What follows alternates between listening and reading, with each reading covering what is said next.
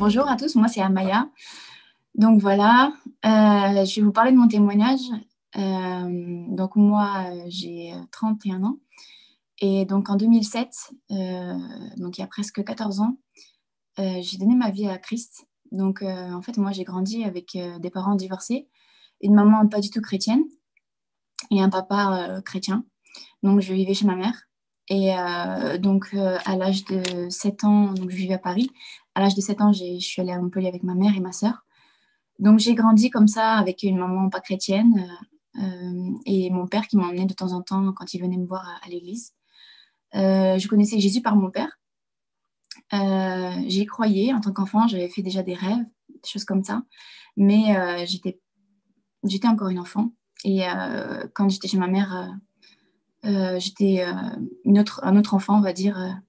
Voilà. Et donc, à l'âge de...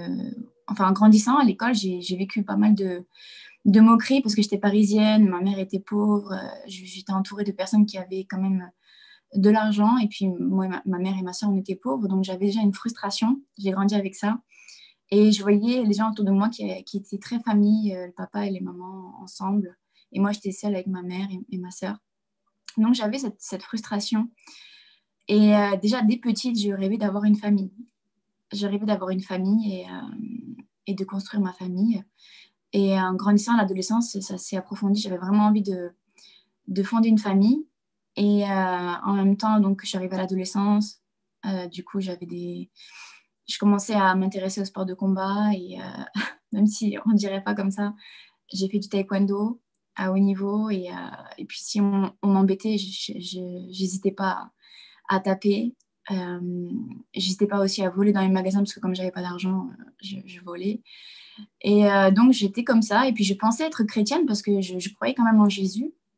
Mais j'étais dans le monde en fait. Je ne connaissais pas la nouvelle naissance, je ne connaissais pas Jésus. Et j'avais ce vide dans mon cœur. Je voulais absolument voilà, fonder cette famille et j'avais un vide dans mon cœur. Et je le comblais comme je pouvais. Voilà, j'avais quand même cette tristesse au fond de moi, mais je ne comprenais pas en fait.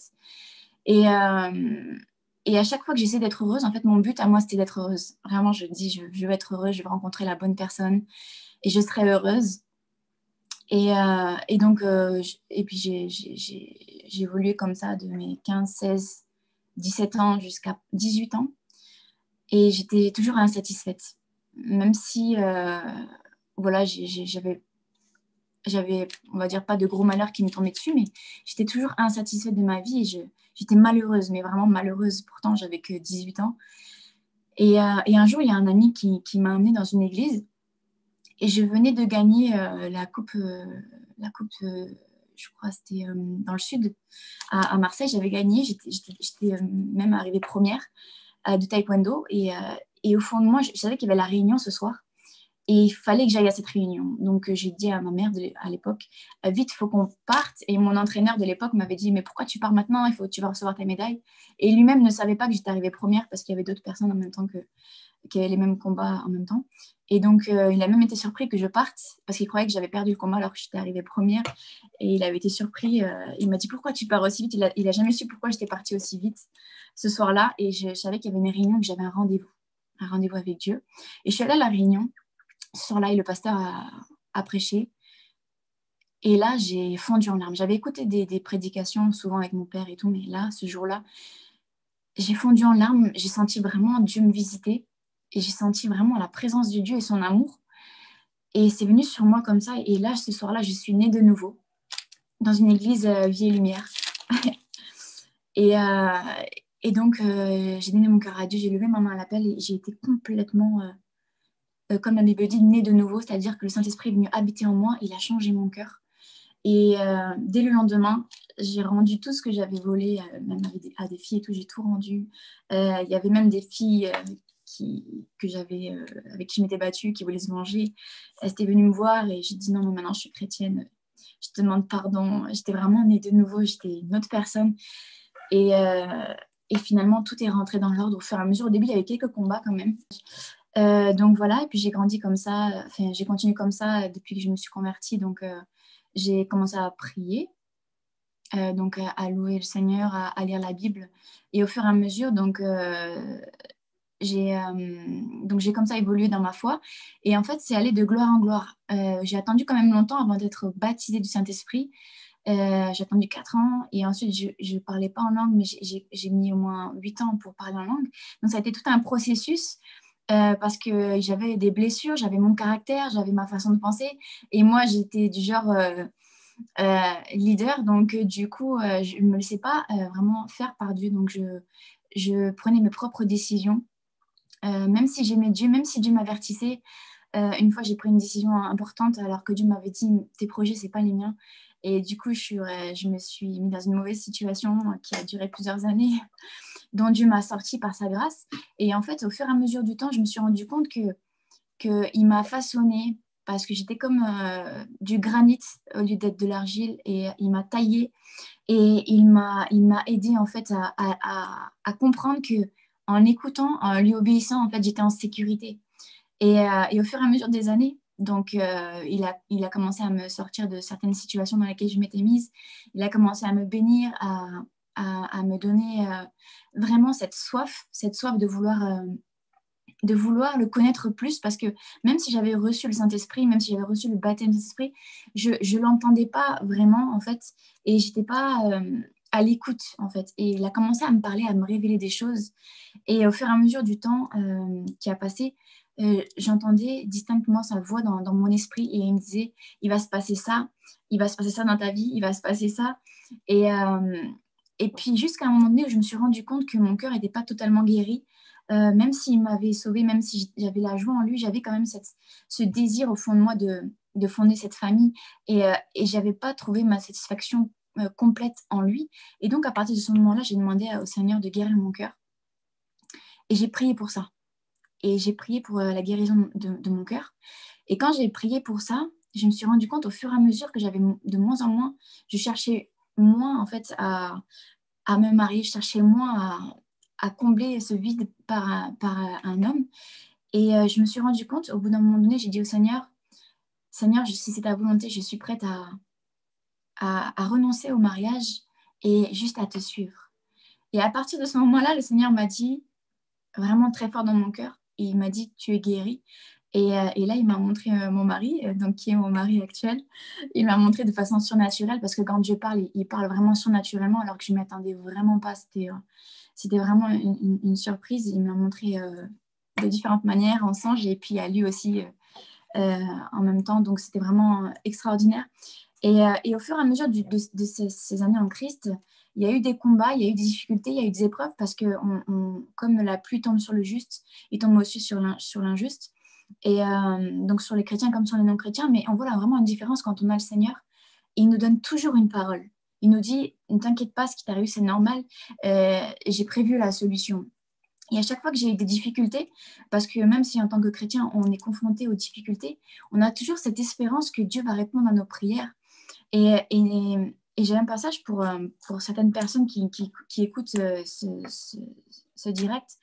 La Bible dit dans Psaume 42, comme une biche soupire après des courants d'eau, mon âme soupire après toi, ô Dieu. En fait, chaque être humain a été créé par Dieu et pour Dieu. Et même si on ne s'en rend pas compte, même si on croit pouvoir satisfaire nos besoins dans ce monde, on arrive toujours à être insatisfait de ce qui arrive de notre vie, parce que dans chaque être humain, il y a un vide avec la forme de Jésus-Christ. Et même si on croit que l'argent pourrait combler notre bonheur, on sait qu'il y a beaucoup de stars aujourd'hui qui sont millionnaires, milliardaires, et qui finissent par se suicider parce qu'il manque en fait Jésus-Christ dans leur cœur. Et on a tous été créés par Dieu, et on a tous besoin de Dieu. Comme un enfant, un nouveau-né a besoin de sa maman, nous-mêmes, nous avons besoin de Dieu. Et une personne née en fait pécheur, et elle a besoin que le Saint-Esprit vienne habiter en elle. Et c'est vraiment par la foi en Jésus-Christ, en confessant que Jésus-Christ est Seigneur et Sauveur, que là, la Bible dit que nous sommes sauvés, que le Saint-Esprit habite en nous, et qu'il régénère notre esprit qui était jusqu'à maintenant mort, et qu'il met en nous un esprit nouveau, un cœur nouveau, et qu'il inscrit notre nom dans le livre de vie. Et c'est vraiment ce que j'ai expérimenté, moi, la nouvelle naissance, et vraiment cette relation intime avec Dieu, cette relation profonde où il me parle, ou même s'il y a des choses désagréables qui pourraient se passer dans ma vie, des épreuves, il est toujours là, et il répond aux prières, et vraiment, il nous délivre de façon surnaturelle. Et la Bible dit aussi dans Psaume 50, au verset 15, invoque-moi au jour de la détresse et je te délivrerai et tu me glorifieras. À chaque fois que j'ai été dans des moments de détresse, à partir du moment où, avant que je sois chrétienne, à partir du moment où j'ai commencé à invoquer Dieu dans cette réunion, ce jour-là, je l'ai invoqué au jour de ma détresse. J'étais vraiment en détresse ce jour-là. Et je l'ai invoqué et là, il est venu. Parce que c'est quand lui, il frappe à la porte de notre cœur et c'est là, quand on ouvre la porte de notre cœur, c'est là où il vient rentrer. Parce que lui, il ne va pas défoncer la porte. C'est un gentleman, il attend qu'on lui ouvre la porte. Et si vous, aujourd'hui, vous posez des questions par rapport à Dieu, si vraiment vous voulez laisser Dieu rentrer dans votre vie, vous avez juste à dire au Seigneur, Seigneur Jésus, je te demande pardon d'avoir vécu loin de toi et je veux t'accepter dans ma vie comme Seigneur et Sauveur. Et si vous faites cette prière de tout votre cœur, soyez sûr qu'il viendra habiter en vous et là, vous serez sauvés. Ce n'est pas par vos œuvres, mais c'est par la foi qu'il est mort pour vos péchés. Et depuis que je me suis convertie, que j'ai donné ma vie à Dieu, j'ai pu expérimenter, malheureusement, au bout de beaucoup d'années, parce que on m'avait appris que la guérison, c'était que les pasteurs qui pouvaient la faire, etc. Mais il y a quelques années en arrière, il y a peut-être 4 ans, j'ai expérimenté une auto-guérison. J'avais une maladie que les médecins m'ont dit, ça restera probablement toute votre vie. Et, j'ai déclaré, je puis tout par celui qui me fortifie. Et j'ai été guérie instantanément. Il y a aussi une autre guérison que j'ai expérimentée. J'avais une douleur vraiment qui était là sur moi et qui ne partait pas, juste en bas de la poitrine. Et je ne comprenais pas pourquoi elle était là. Ça faisait plusieurs mois. Elle perdurait. Je n'avais pas envie d'aller voir un médecin pour ça. Et j'ai posé ma main là où j'avais mal et j'ai commandé à la douleur au nom de Jésus de partir. Et instantanément, la douleur est partie. Elle n'est plus jamais revenue. Parce que la Bible dit, vous imposerez les mains aux malades et les malades seront guéris. Vous imposerez les mains en mon nom. Et en fait, j'ai essayé sans que personne m'ait dit. Je me suis auto-imposé les mains et j'ai remarqué que j'ai été guérie à chaque fois que j'ai imposé les mains. Et j'ai pu aussi constater que quand j'ai imposé les mains à certaines personnes qui souffraient de n'importe quel problème, j'ai pu remarquer aussi que des guérisons, en fait, que Dieu guérit encore aujourd'hui. Il guérit les cœurs brisés et ça, c'est vrai. On pourrait peut-être améliorer notre cœur par peut-être, je sais pas, la pensée positive, etc., des choses comme ça. Mais la guérison, c'est vraiment Dieu qui l'opère. Parce que quand on se tourne vers des choses comme la pensée positive ou d'autres religions, ça va peut-être améliorer au bout d'un moment donné mais c'est vraiment en surface. Mais ce qui transforme de l'intérieur, c'est vraiment Jésus-Christ. Et lui, quand il fait les choses, il ne les fait pas à moitié. Parce que ce n'est pas nous qui faisons, c'est lui qui le fait en nous. Donc c'est pour ça que je vous invite vraiment, si vous avez vraiment le cœur blessé ou si vous avez même des maladies, vraiment, à demander au Seigneur Jésus qui vous guérisse et il le fera, soyez-en certains, parce qu'il peut passer par des personnes, comme il a pu passer par moi ou par des pasteurs, mais il peut aussi directement vous visiter aujourd'hui et vous guérir. Alors j'aimerais prier pour toutes les personnes qui veulent recevoir Jésus-Christ. Donc, je vais prier avec vous. Et si vous voulez vraiment recevoir ce soir le Saint-Esprit pour une nouvelle naissance, recevez le Saint-Esprit aussi pour une guérison ou même pour une délivrance dans vos pensées, peut-être dans la dépression dans laquelle vous êtes, parce que soyez sûrs que Dieu guérit encore aujourd'hui. Je l'ai expérimenté, d'autres personnes autour de moi l'ont expérimenté, des millions de personnes l'ont expérimenté. Jésus-Christ, c'est le nom qui sauve, parce qu'en fait, il a dépouillé les dominations.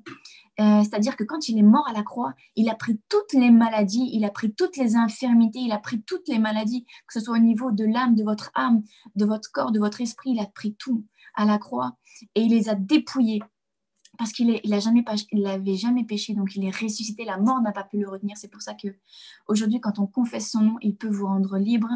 Et donc j'aimerais prier pour ceux qui sont malades, pour ceux qui veulent recevoir vraiment Christ ce soir. Seigneur Jésus, je te remets toutes ces personnes qui regardent cette vidéo. Je suis juste un instrument entre tes mains, Père éternel. Je te demande de, comme tu l'as fait pour moi, Seigneur, parce que nous savons qu'il y a une puissance dans le témoignage. Comme tu l'as fait pour moi, Seigneur, tu m'as guéri. Tu m'as guéri, Seigneur, dans mon cœur. Tu as guéri mon cœur brisé. Tu es venu me guérir aussi de plusieurs maladies, Père éternel, de plusieurs douleurs. Tu es venu, Seigneur, donner ton esprit en moi, mettre ton esprit en moi, Père éternel. Tu m'as fait naître de nouveau. Je te prie pour toutes ces personnes aujourd'hui qui regardent cette vidéo. Je te prie vraiment de venir maintenant les visiter, Papa. Viens par ton esprit les visiter maintenant. Je prie, Père éternel, pour que tu puisses toucher maintenant, changer les cœurs de pierre en cœurs de chair, mettre en eux un esprit nouveau, que tu fasses tomber les voiles de leurs yeux maintenant. Père éternel, enlève tout raisonnement humain. Enlève toute chose, Père éternel. Toute intelligence humaine, toute sagesse humaine, viens mettre toute ta sagesse dans le cœur de toutes ces personnes maintenant. Viens guérir, Seigneur, les cœurs brisés, Papa. Ceux qui ont souffert, Père éternel, viens les guérir maintenant dans leur cœur, Papa. dans leur corps, papa. Viens enlever toute maladie. Et je commande maintenant à toute maladie dans le corps de chaque personne maintenant qui me regarde, qui souffre d'une douleur dans leur corps maintenant. Chaque douleur maintenant disparaît au nom de Jésus-Christ. Maintenant, toute douleur quitte au nom de Jésus-Christ. Nous commandons maintenant, et je commande au nom de Jésus-Christ, à tout corps maintenant malade d'être guéri complètement dans le nom de Jésus-Christ. C'est par ces meurtrissures que nous sommes guéris. C'est ni par ma force, ni par ma puissance, mais par le Saint-Esprit de Dieu. Maintenant, viens guérir. Viens guérir maintenant. Viens guérir. J'ai un mot qui me vient en tête, c'est une jambe qui souffre. Je ne sais pas si c'est une phlébite ou si c'est une douleur dans la jambe, mais je commande maintenant aux jambes d'être guéries de cette personne. Maintenant, complètement au nom de Jésus-Christ. Tout esprit d'infirmité, maintenant, tu la quittes au nom de Jésus-Christ. Et je commande la guérison complète au nom de Jésus-Christ. Reçois ta guérison maintenant. Au nom de Jésus-Christ. Jésus a de grandes choses pour vous. Jésus a de merveilleux projets pour vous. La Bible dit qu'il a des projets de paix et non de malheur. Et aujourd'hui, peut-être que vous souffrez, mais Dieu va vous guérir. Maintenant, vous êtes déjà guéris. Et vous allez vous-même à votre tour prier pour les personnes, guérir les malades. Soyez bénis.